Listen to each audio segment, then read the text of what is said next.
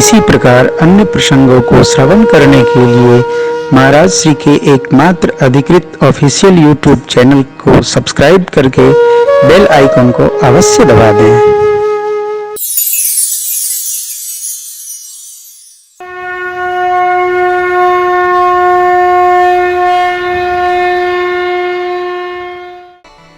आज श्री अयोध्या कांड की कथा है। भगवान तीर्थराज प्रयाग में महर्षि भरद्वाज जी के आश्रम पर विश्राम कर रहे हैं। विश्राम सब जगह प्राप्त नहीं होता। जहाँ आपके मन को सुकून मिलेगा वहीं विश्राम मिलता है।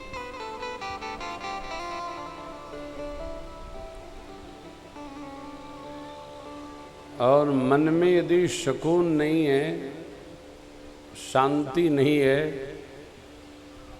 तो कितनी भी सुंदर व्यवस्था बनाकर आप शयन करें, विश्राम नहीं प्राप्त होगा। वस्तुतः विश्राम का संबंध हमारे मन से है। हमारा मन कहाँ विश्राम पाता है, वही यह शरीर विश्राम पा लेता है। प्रभु तीर्थराज प्रयाग में परमार्थ तत्ववेत्ता भरद्वाज जी महाराज के आश्रम पर विश्राम पाए।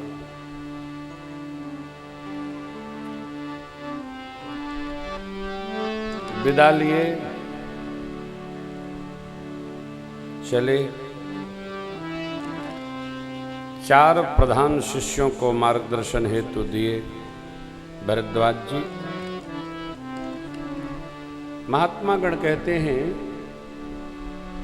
सारे उपनिषद, वेद, भगवान, उपवेद, 18 पुराण, 18 उपपुराण, इतिहास ग्रंथ भरद्वाज जी महाराज के आश्रम पर शिष्यतः अध्ययनरत हैं। इनकी संख्या 50 है।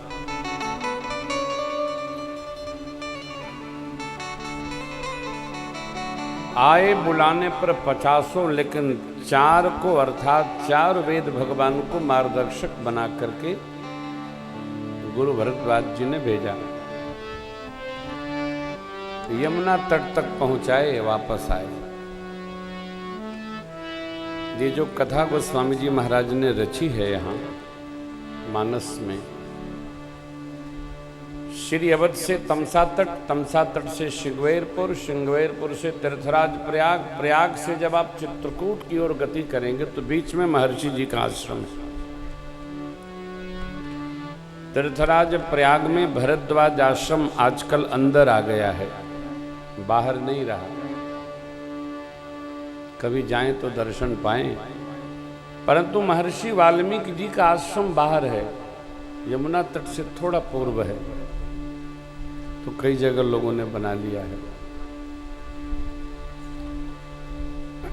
ये प्रसंग बड़ा मधुर है महर्षि जी का।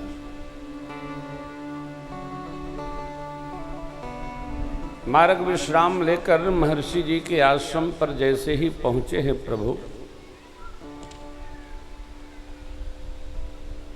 ब्रह्मचारी गणों से संकेत पाकर, सूचना पाकर महर्षि वाल्मीकि जी भगवान को लेने के लिए दौड़ पड़े।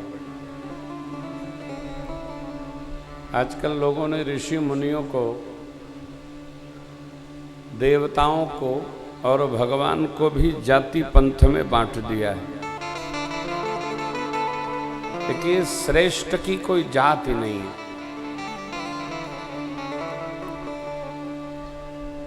भगवान की कोई पांति नहीं है। जहां जहां उत्पात होता है, भगवान उसी वंश में उपस्थित हो जाते हैं। आओ चलो, और सुधार घर से करते हैं प्रभु।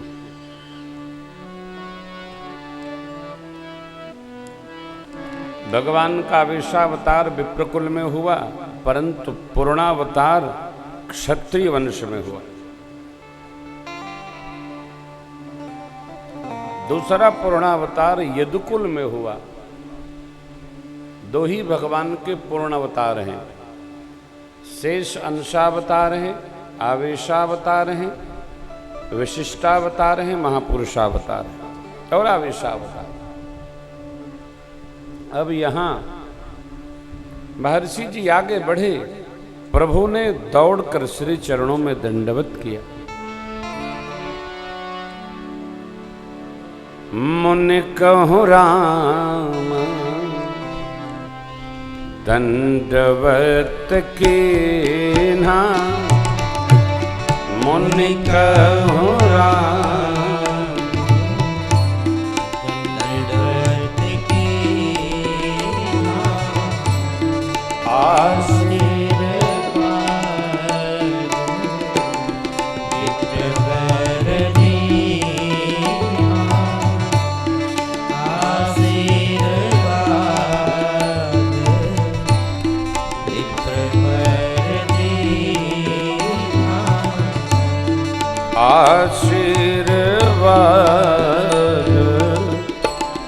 विप्रवर दीन्हा,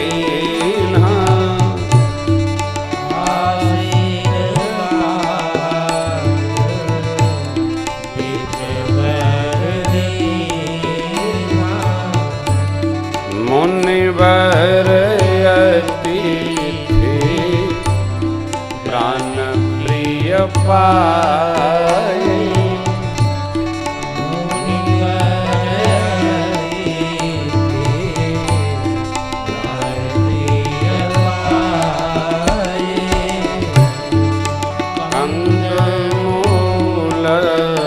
फल मधुर मंगाए, कंदमूल फल मधुर मंगाए, सिय सौमित्री राम फल खाए,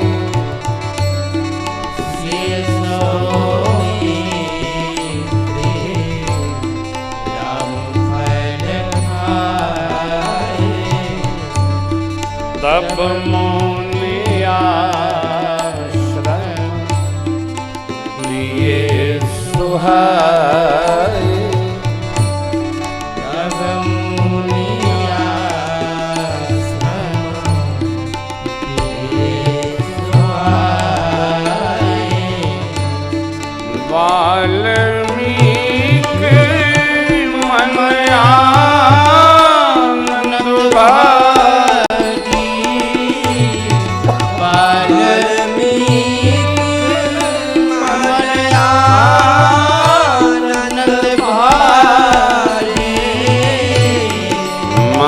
आनंद मूरति नयन निहारी, मंगल नयन निहारी, मंगल मूरति नयन निहारी, मंगल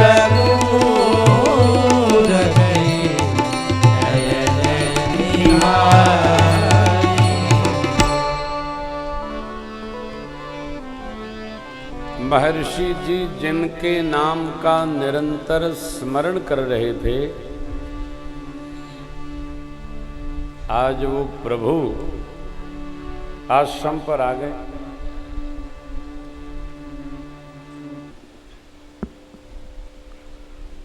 प्रभु आ गए,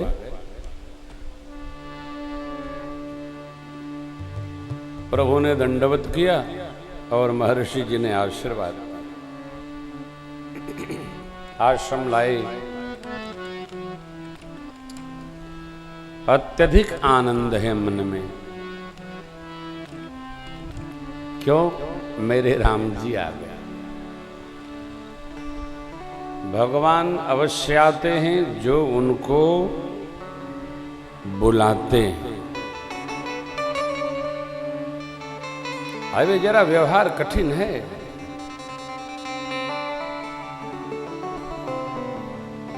हमारी अपनी जो विपर्या है, दिनचर्या है, स्टाइल है, ढंग है, तौर है, तरीका है, इससे भगवान नहीं आएंगे। भगवान आएंगे तब जब हम अपने को भागवत स्वरूप में रखेंगे, तब भगवान आएंगे। हमको जो वस्तु चाहिए उसके अनुसार अपने को बनाना पड़ता है।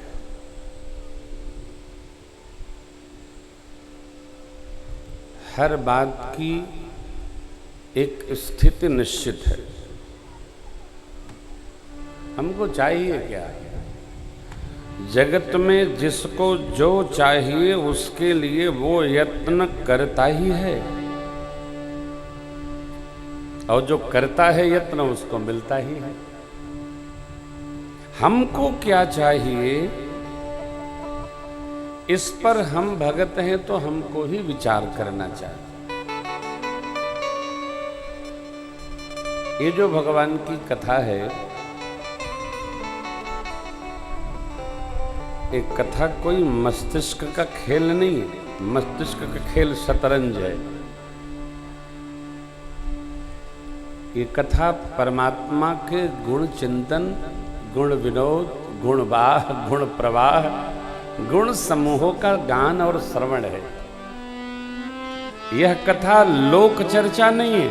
भगवान ने उत्तरकांड में पुरजनोपाख्यान प्रसंग में कहा है, जो परलोक यहाँ सुख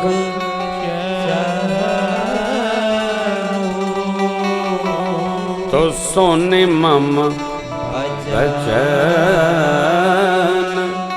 हृदय दृढ़। आप में से, आपको नहीं कह रहा हूं, भगवान अयोध्या वासियों से कहते हैं, आप में से जो परलोक में फिर इहलोक में सुख चाहता है तो मेरी बात को हृदय में ठीक प्रकार से धारण करो।